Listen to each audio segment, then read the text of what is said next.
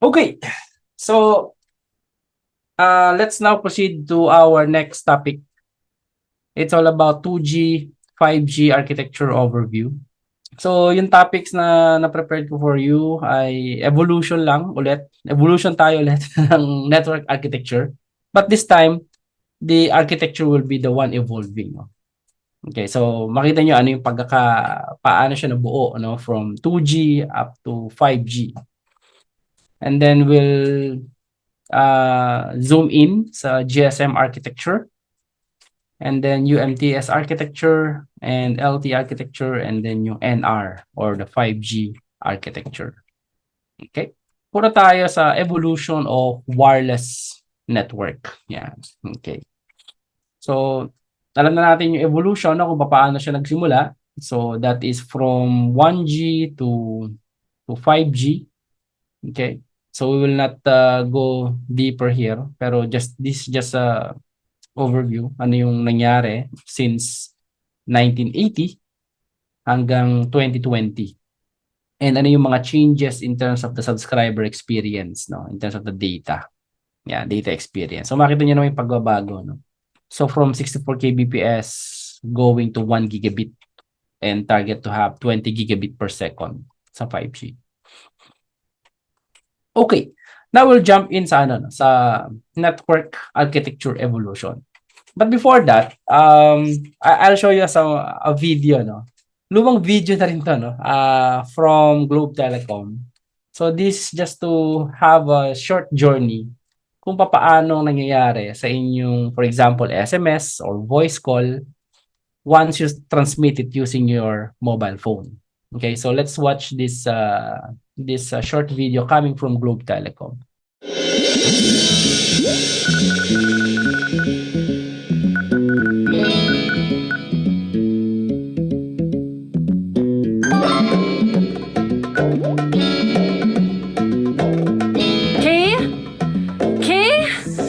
Don't you just hate it when people send a reply like this? I mean, you send this long and meaningful text and all you get is a K. Seriously, don't they know how much effort goes into sending just one message? Composing the text is just half the job. Wait till you see what happens after you press the send button.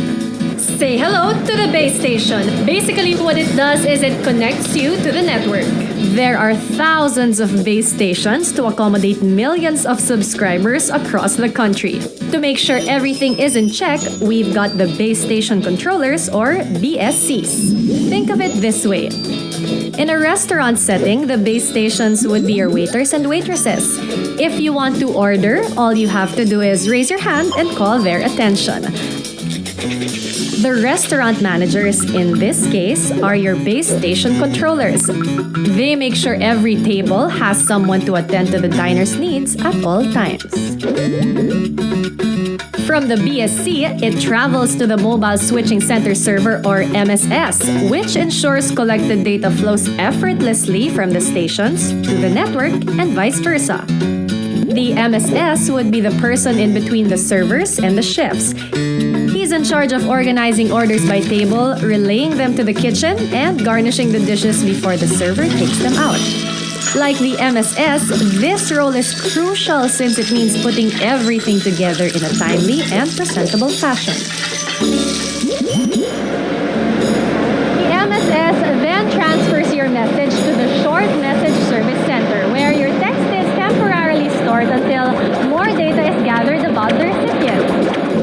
Helping out in this area are the Home Location Register or HLR and the Visitor Location Register or VLR. These two are databases that contain information about all network subscribers. They track down the whereabouts of the texter and the textee to see if the message can be sent. If for some reason your text can't get through, for example, the user's phone is off or out of coverage area, the text will be stored in the SMSC for up to 6 hours. Once the go signal is given, the SMSC sends the message to Textee's Mobile Switching Center server, which connects to base station control, which then forwards it to the base station that will send your K to a very disappointed Textee. Whew! See? All that that effort just for one text? So, the next time you think of sending that one character reply, think about all this. And more importantly, think of all the effort your textmate went through just to get her message across. Hey, if you want everything to be A-okay, think twice about sending back that K. Anyway, ayan. So, that's what's happening no, sa inyong text message. And the same thing also sa voice call. And then mamaya papakita ko sa inyo ano naman nangyari kapag sa data. Okay? Okay. So, let's move on sa network architecture evolution. So, kanina nakita natin how the network evolved from 1G, 2G, 3G, 4G, and 5G. So, we'll go deeper no sa architecture side nito mga to. Paano yan nag-evolve? But we will start sa 2G sa 2G era. Because the 1G, alam ko gumagamit ito ngayon no? Okay. Alright, so kanina, nag-start tayo sa Nag-start tayo sa parts of a wireless telecommunication system, right? So meron tayong core network, okay? Meron tayong core network, and then meron tayong access network or radio access network, and meron tayong user terminals, okay? So, kapag pinag-usapan natin is the 2G, ito yung kanyang fundamental parts no ng isang architecture, ng kanyang architecture. So, nandito yung ating core network, particularly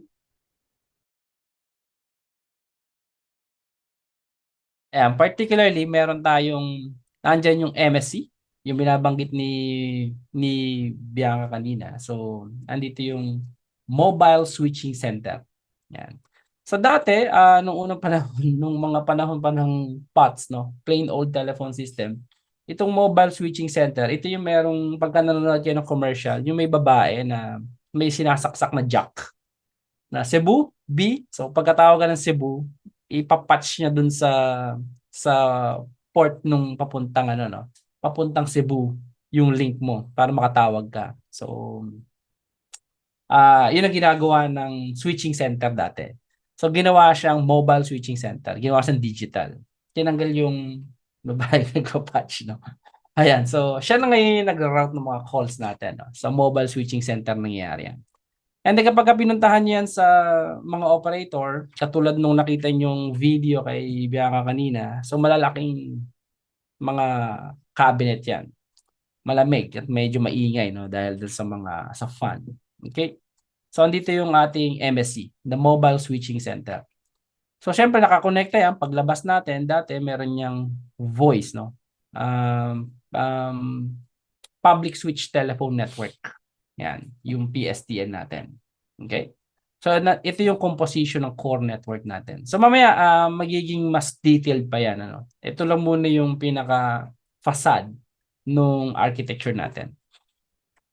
And kaya nabanggit niya meron tong controller, okay? So yung Run Intelligent Controller, hindi yan bagong concept, no? Meron ng controller dati pa sa 2G, sa 3G, and then tinanggal physically sa LTE, integrate sa eNode B, no? Pero dati nung panahon ngayon, no, meron tayong controller sa mga GSM. Ang tawag natin is base station controller. Ayan. And then itong mga base station controller, dito nakakonekta yung mga BTS natin. So kapag ang cell site o ang radio access network ay 2G, ang tawag natin is base transceiver station, BTS. And then meron tayong air interface, and then yung telepono or the user terminal is called the mobile station.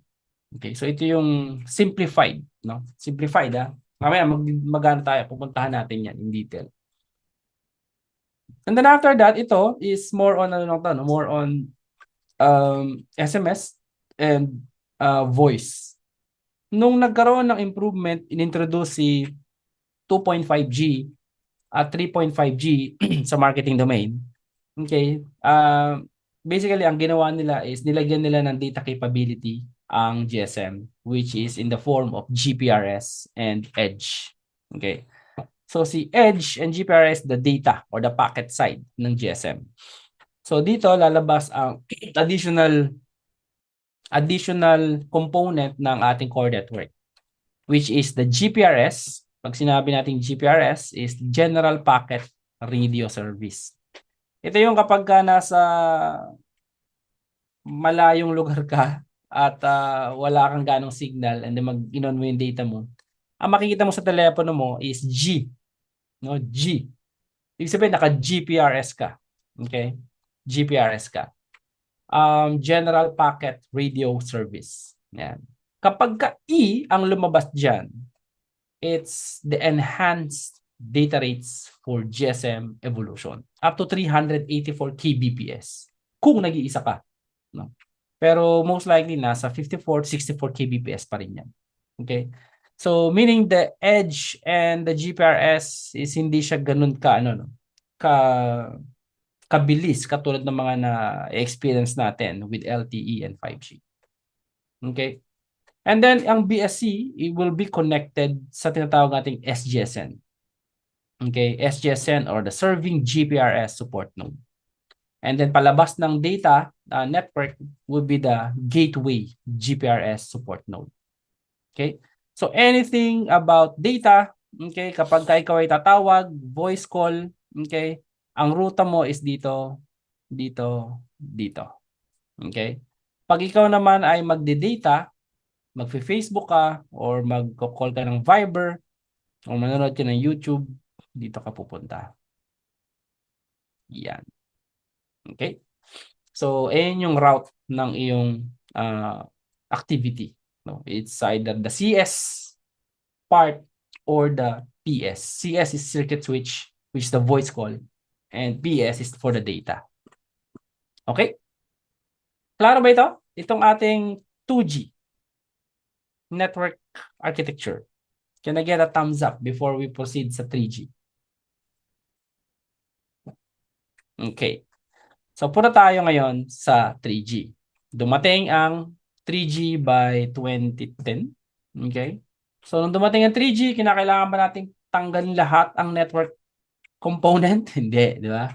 Kasi napakamahal niyan and very impractical. So, what we will do, we will just upgrade the existing network. Okay, upgrade the existing network. So, how do we upgrade the existing network? Well, in terms of the core network, magkakaroon tayo ng system upgrade here, and the existing components dito will be the same plus some upgrade.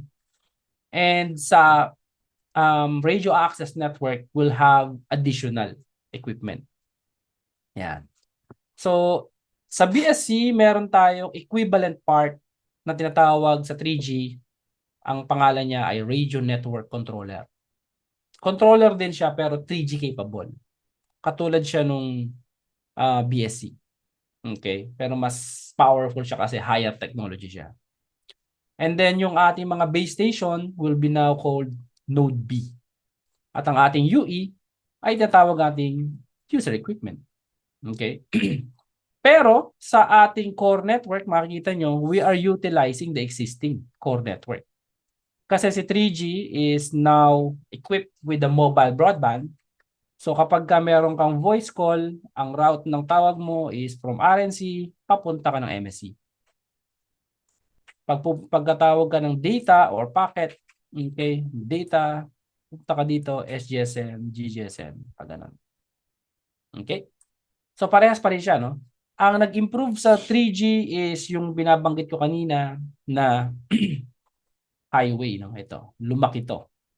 Lumaki yung bandwidth natin dito compared dito sa bandwidth na nasa air interface. Of course, yung technology din, yung mobile broadband, modulation, and yung multiplexing type. Yan. So, ito yung nangyari sa 3G.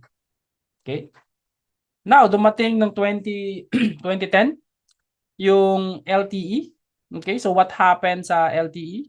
Ano nangyari sa LTE? Nung dumating yung LTE, nagkaroon tayo ng evolved packet core. We need to create a new packet core. Okay? Nawala na yung CS dito. Okay? So, ang nangyari is lahat ng ating voice call ay naging VoIP based, no? Or IP based. So, ang nangyari, lahat ng transaction natin sa LTE will be packet based. No? Naka-packet base siya. So UE will be nakita niyo nawala na yung controller kasi yung controller side nandito na. No, nilagay na sa loob sa functionality ng Node B. But dito na lumalabas yung dalawang planes, no? Like for example, software-defined networking. Nandito na yung user plane at control plane. Yan. So ito na yung control plane at user plane functions. So lahat ng data is dadaan dito kay SGW. Lahat ng control mechanisms, lahat dadaan kay MME. Okay, so for example, you want to go for handover, you want to go to access for some functionalities sa loob ng EPC, kailangan dumaka kay MME. And then kapag nag-okay na lahat ng mga transactions mo, and then available ka na for download and upload, saka ka bubuksan for SGW. Makapasok ka for data transaction. Okay. Yan. Okay, so ito yung data control natin. So dito na lumalabas yung software-defined networking. Hinahati natin. Okay? And yung ating pinaka-gateway, tawag natin is Packet Data Network Gateway or PGW. Yan. Papalabas din yan ng data network. Okay? And then yung ating Node B ay tawag natin ay Evolved Node B. Yung mga cell site natin, tawag natin ay E-Node B na. Okay? Sir, paano yan? Sabi mo wala ng CS voice. Wala ng voice call. Paano tayo tatawag sa LTE? Pero bakit yun nakakatawag ako sa LTE? Sabi mo wala ng voice call sa LTE. Ang ginawa nila is pwede ka makatawag sa LTE ng tatlong paraan. Unang paraan ay narinig nyo na to, VoLTE. Yan. Voice over LTE. Yan, voice over LTE. Meron sila tinatawag ditong IMS, IP Media Multi-Subsystem. So, dyan ka pupunta, no? Yan. Okay. So, makakatawag ka using VoLTE. Okay. Number 2 is VoIP. Voice over IP. Yan. Voice over IP. So, pwede ka gumamit ng mga applications or apps like Viber, Messenger, okay, WhatsApp para makatawag ka using voice over IP. Pangatlo ay CSFB. Okay, CSFB. Yung CSFB ay CS fallback. Anong ginagawa ng CS fallback? So kapag ka nag-initiate ka ng tawag, alam ng na wala tayong VoLTE, gumagamit ka ng telepono and then you're dialing a number. Ang gagawin niya is from LTE, pupunta ka sa Node B or pupunta ka sa BTS para doon ka tumawag. Pwede nyo i-try ngayon yan. Kung kayo ay naka-LTE ngayon sa inyong telepono, try nyo i-dial yung labidods niya. Labidods, no? Try nyo i-dial yung inyong, gusto kahit sinong tawagan nyo, dial nyo lang. And then from LTE, you will go down sa 3G or sa 2G. Ang tawag natin dyan ay CS fallback. Ngayon, meron pang isa, nauuso na rin to, voice over Wi-Fi, no? Yan. Voice over Wi-Fi. VoWi-Fi. Yan. Okay. So, kapag ka naka-define sa network, pwede ka rin mag-voice over Wi-Fi. Okay. So, ito yung mga solutions para magkaroon ka ng voice call sa LTE. Okay. Ayan. Clear ba to? Okay.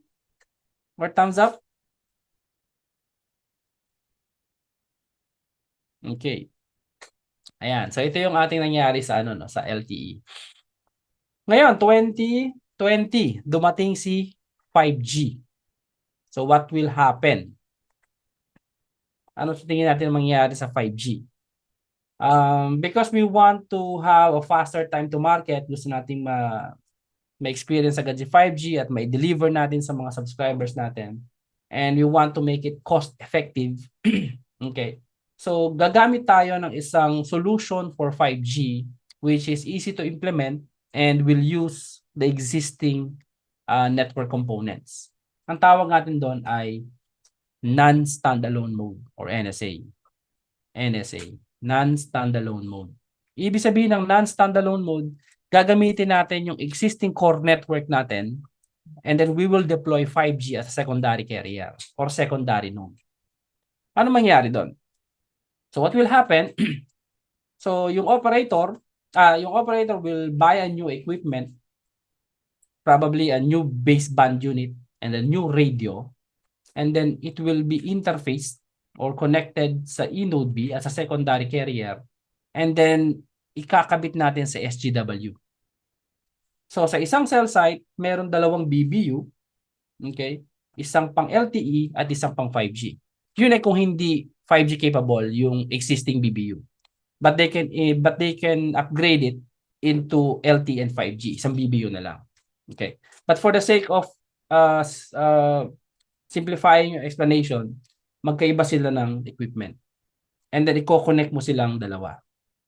So mangyari doon, kapag ka ikaw ay LTE or 5G capable device like iPhone 12, iPhone 13, iPhone 14 and 15, which is 5G capable na, ang mangyari niyan, kapag ka merong LTE na merong 5G capable device, kapag ka gusto mo magkaroon ng signal ng 5G, ko-connecta ka muna sa LTE. Ko-connecta ka muna sa LTE. And then kapag ka na-meet mo lahat ng requirement to have additional carrier, okay, additional carrier or additional technology, idadagdag niya ngayon si 5G at bibigyan ka ni 5G ng additional signal. Ang tawag natin dito ay dual connectivity. Ibig sabihin, kapag ka nakakita ka ngayon ng 5G signal sa telepono mo, your phone is connected sa LTE at sa 5G ng sabay. Ang tawag natin dyan ay dual connectivity. Okay? So, itong system na to, ang tawag natin is non-standalone mode. Clear ba to? So, meron na tayong 5G. Okay? Meron na tayong 5G. So, ang pangalan ngayon yan is Next Generation Node B at NR. This architecture, yung simplified architecture, usually, sa mga students ng terahertz, pinapakabisado ko sa kanila to. And also the way I tell the story, about the evolution ng architecture. Because most of the time, kapag technical interview, particularly sa Globe, sa Smart, sa Dito, sa Huawei, Ericsson, ZTE, or sa mga bagong players ngayon sa telco world, part ng technical interview is the architecture evolution. Yan. So the more understanding na meron ka dito sa architecture evolution, mas magiging mas matataas yung edge mo to get the slot. Yan. Kaya pinapakabisado ko sa kanila yan. And how the evolution progress Yan. From 2G, 3G, 4G, and 5G. So, tingin nyo, kaya nyo rin kabisaduhin ito? Kasama itong mga kasama to, syempre. Yan, of course, no? Yan. Okay.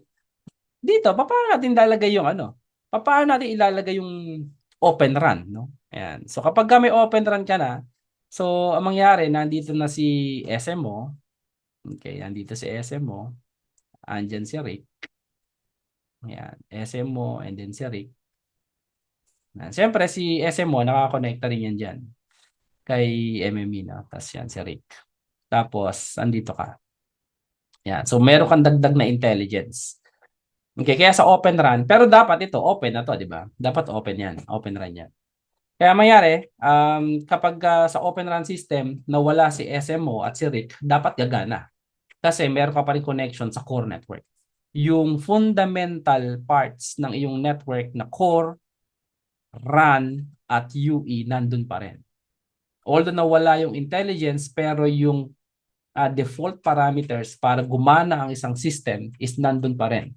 Kaya gagana yan. Okay? Pero yung optimize or yung optimal performance niya, syempre mawawala ng konti dahil yung ating artificial intelligence nawala. Pero gagana siya. Okay? Okay. So ito yung evolution ng system natin. So tingnan natin pumunta tayo sa 2G.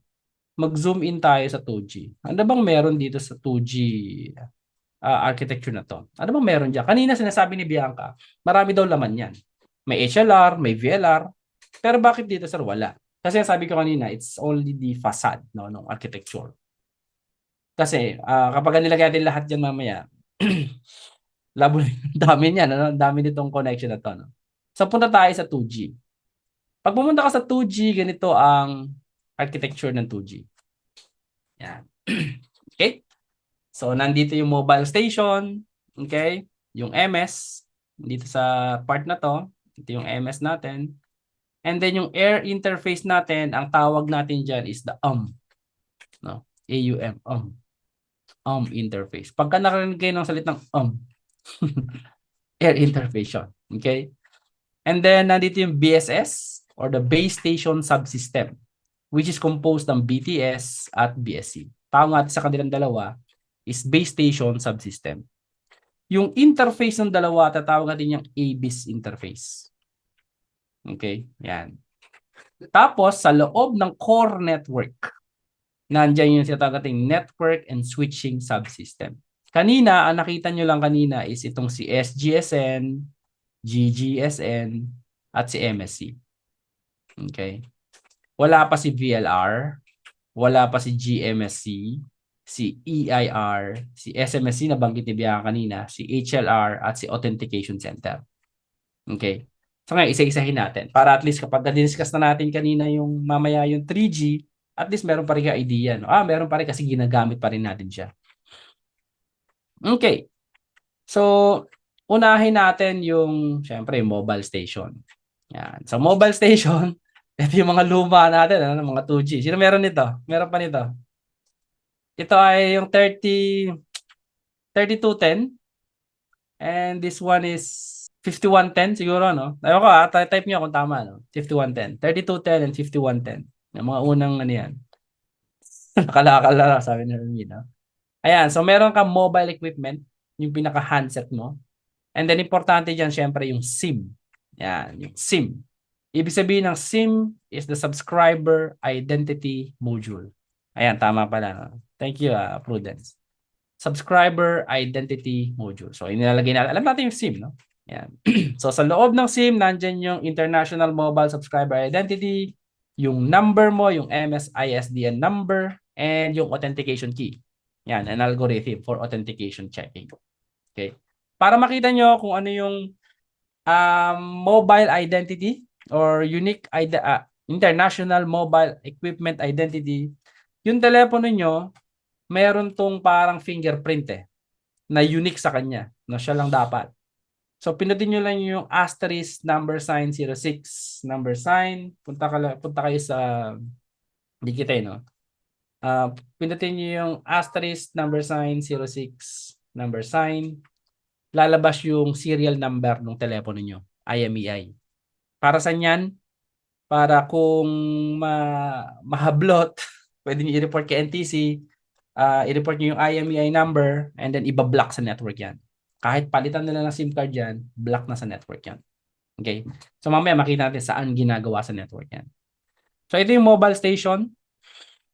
And ito yung ating base station subsystem, BSS. So it composed of two parts. Nandyan si base transceiver station at si base station controller.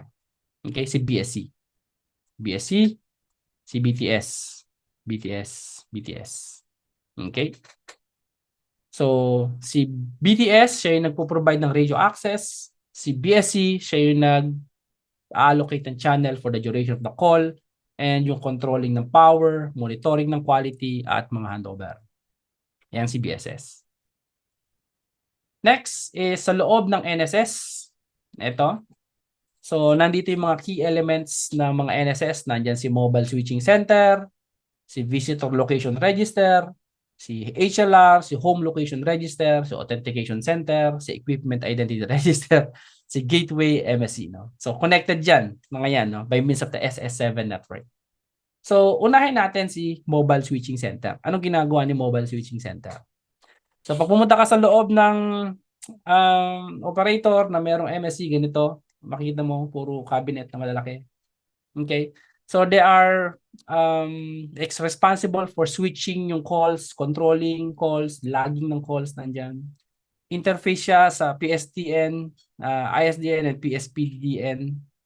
And then yung mga mobility management nandyan, resource management between BSCs, and yung billing information. Nasa MSC yun. Si VLR or sa Visitor Location Register, katandem lagi yan, no, ni MSC. Yan.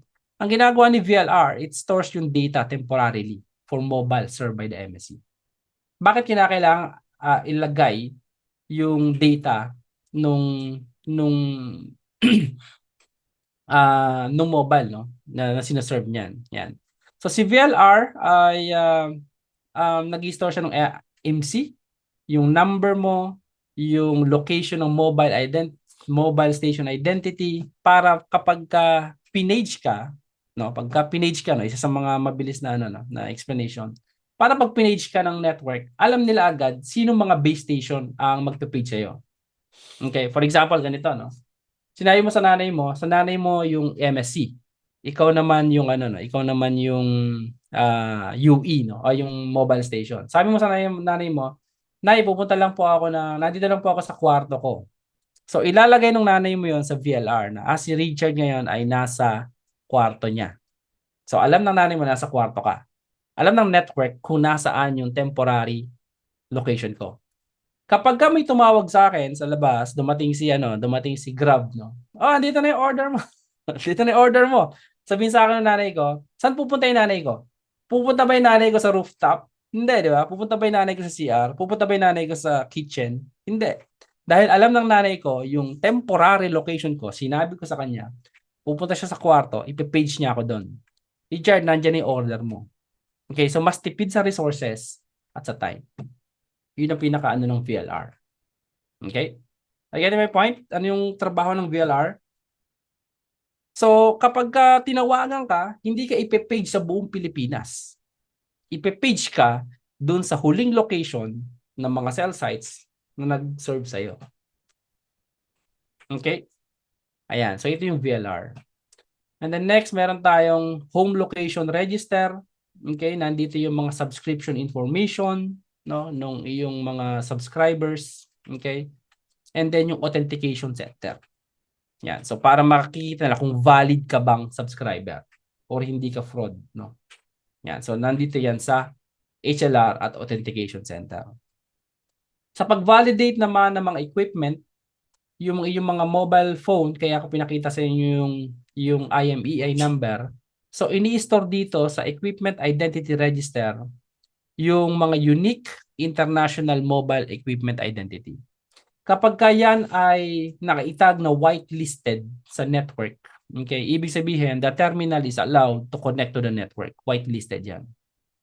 Pag gray-listed, possible for observation, and then blacklisted is reported as stolen or not type approved for the GSM network. Yan. So ito yung mga status, no, sa EIR mo. Kapag blacklisted yan ng NTC, hindi ko mo magagamit yan to make a call. Ang Gateway Mobile Switching Center naman, siya yung ating pinaka-gate, no, palabas ng network. Yan. So it routes yung traffic natin entering and leaving the mobile network for the correct destination.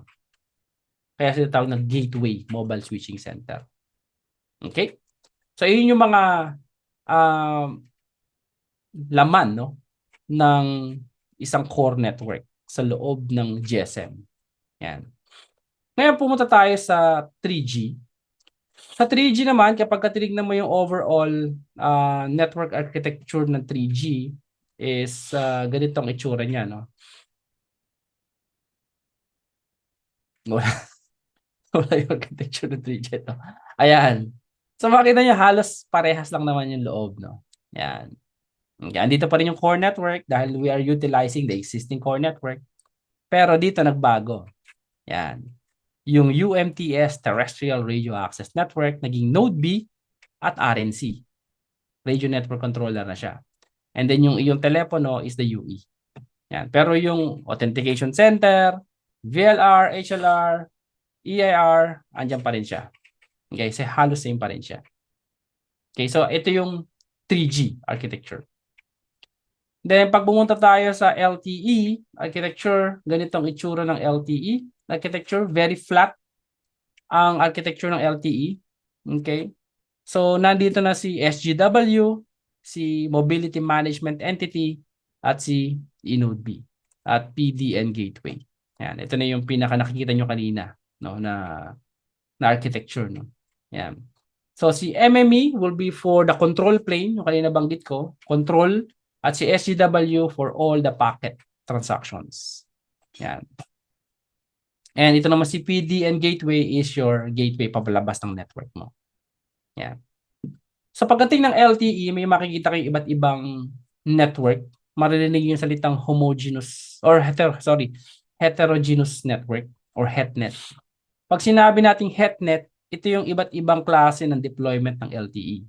Yan. So makita nyo, no, ito yung buong architecture ng LTE. Ito rin yung connections niya. Yung HLR kanina, yung home location register, ginagawa natin yung HSS, no? Home subscriber server. Yan, tawag natin dyan is home subscriber server, which is katulad din ng ginagawa ni HLR. Okay? Yung mga policies naman, kapag may mga promos, nandito yan sa policy control function. Yan. Okay? Ito. Yung EIR, nandyan pa rin. SGSN and GGSN, nandyan pa rin. Pero makikita nyo dito, yung iba't ibang types ng LTE deployment.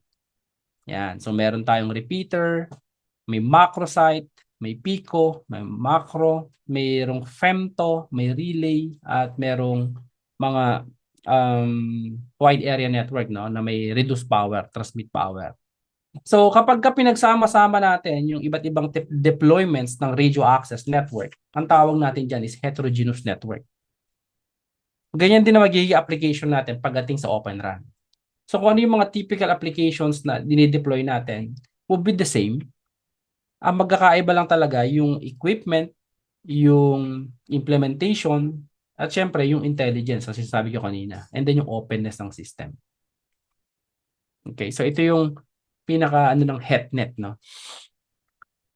Pagka tinignan naman natin si 5G, okay, yung pinaka architecture ni 5G, ganito ang loob ng pinaka macro, no, yung pinaka macro view ng 5G core network.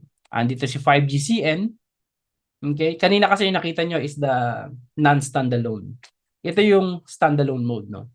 So sa 5G core ito yung 5G core network, andito yung 5G access network. It could be a 3GPP, NG-RAN, or a non-3GPP access network. Ibig sabihin, pwede mong i-connect dyan sa core network yung mga wireless local area network or WLAN at mga non-3GPP interworking functions. And then ito yung iyong user equipment. Sa core network ng 5G, malaking pagbabago. Okay, pero ina-adapt pa rin niya yung software-defined network na magkahiwalay ang control plane at ang user plane. Pagka tinignan niyo yung dalawang niya, meron tayong dalawang klase ng architecture, which is the reference point system architecture and the service-based system architecture. In this session, pag-usapan lang natin yung service-based architecture, which is pinaghihiwalay natin yung mga control functions at user plane functions. So, nandito yung mga control functions like network slicing. So, pinaghihiwalay nito yung EMBB, URLLC, at massive machine type communications. Mga policy control functions sa network, authentication server functions nandyan, access and mobility management function nandito, okay? And the other functions. And then, ang nagko-control ng pinaka-data is the user plane function. Kung sa LTE, si SGW ang gumagawa nun, sa 5G, si user plane function. Ang katumbas ni MME sa 5G is si access mobility management function or si AMF. Ayan. So ito yung buong architecture ng core, no? Yan, sa loob ng core using a service-based system architecture. Ngayon, kapag dineploy natin kanina, no, si 5G, sinasabi ko nga, may dalawang klase ng architecture si 5G. Meron tayong NSA.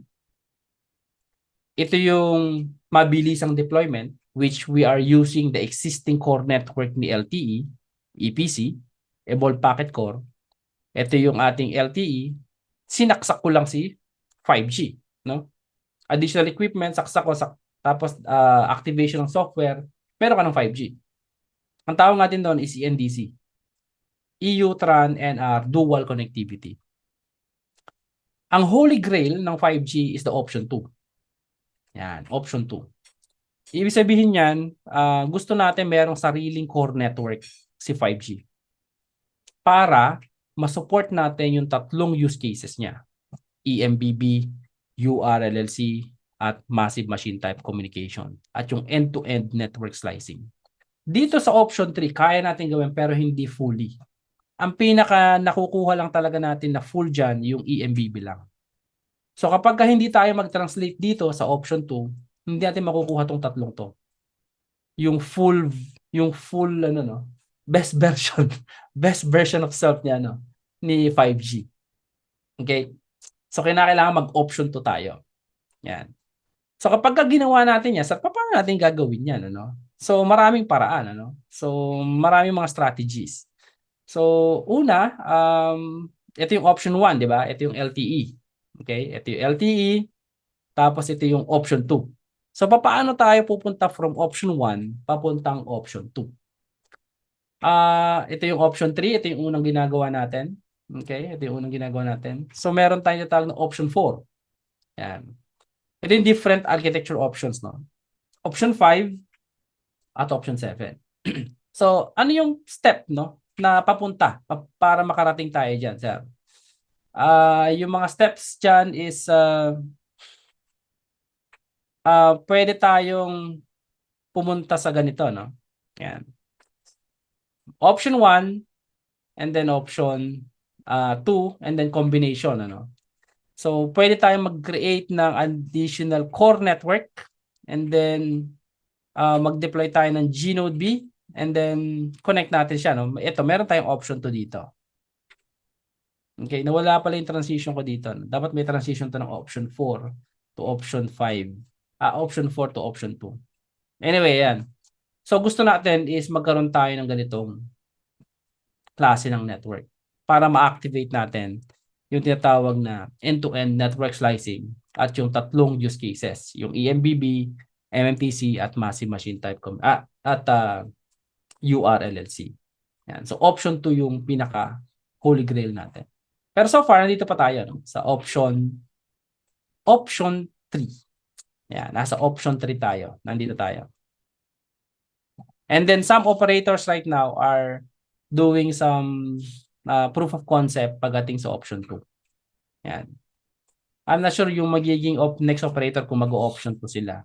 Pero kasi magiging limitation is kinakailangan natin ng standalone na telepono to work on that. Okay? Ayan. So ito yung ating topic for architecture, no, ng evolution ng architecture ng from 2G, 3G up to 5G.